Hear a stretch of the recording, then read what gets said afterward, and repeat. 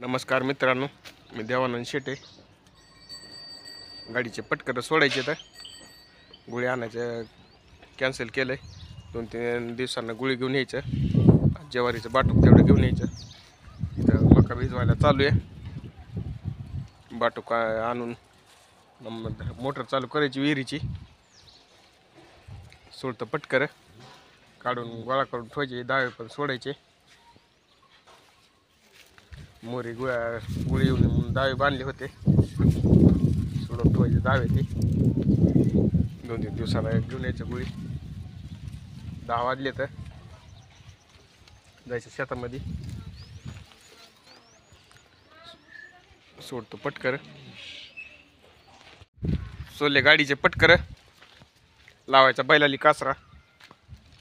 गाडी झोपून जायचं शेतामध्ये. ऊन पण लय लागलंय.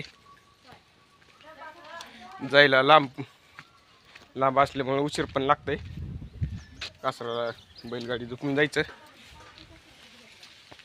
सकाळी दूध घालायला गावामध्ये गेल्यामुळे उशीर झाला. ऊन लागायला आता बैलाली पाणी ती पाजून गाडी झोपायची.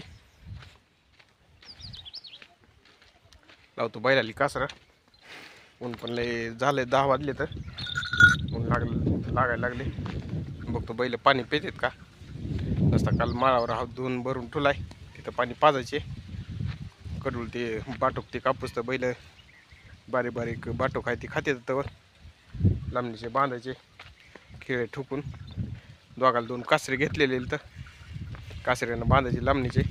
कडूल ते गाडीमध्ये भरूच तर खात्यात बैल. पुन्हा पाणी पाजून आणायचे. म्हणून मोटर ती चालू करायची. 1 वाजता मोटर चालू करायची. लावतो बैलाली कासरा. गाडी झोपायची. मला शेतामध्ये 11 वाजलेत.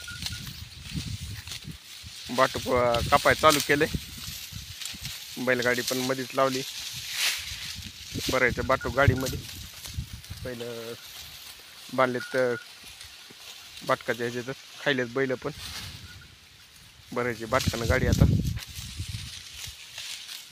निसवलं नाही बिगर निसवलं लय. भरायचं गाडीमध्ये. बैल पण खायलेत बाटूक. लांबणीचे बांधलेत कासरीनं. 2 कासरे आणलेलेत. खायलेत बैल. भरतो गाडी. गाडीमध्ये टाकून घ्यायचं बाटूक. भरली ज्वारीची बाटकाची गाडी. आता जायला खालच्या शेतामध्ये जाऊन मोटर चालू करायची. चला या. 12 वाजले तर जाऊ तर 1 वाजता 1 तास लागतं जायला. करायची मोटर ती चालू जाऊन.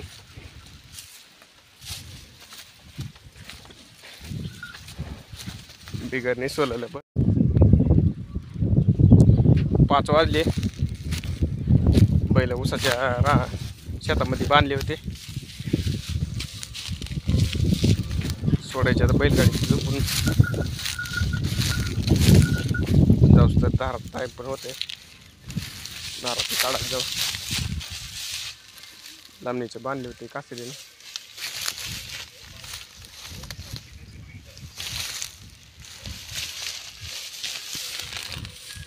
सोडतो बैल.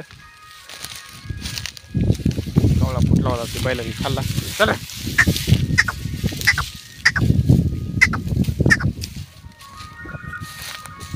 मोत्याला सोडलंय. हिऱ्याला पण घेऊन जायचं.